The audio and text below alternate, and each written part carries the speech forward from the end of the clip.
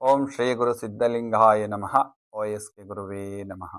ಅದೃಶ್ಯ ಸೂರ್ಯಗ್ರಹಣ ಶ್ರೀ ಶಾಲಿವಾಹನ ಶಕೆ 1948ನೇ ಪರಾಭವ ನಾಮ ಸಂವತ್ಸರ ಆಷಾಢ ಮಾಸ ಬುಧವಾರ ತಾರೀಖು 12/8/2026ನೇ ದಿವಸ ಅದೃಶ್ಯ ಸೂರ್ಯಗ್ರಹಣ.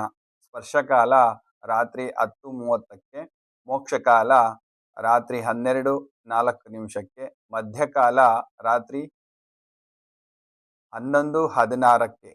ಒಟ್ಟು ಪುಣ್ಯಕಾಲ 1 ತಾಸು 50 ನಿಮಿಷಗಳು.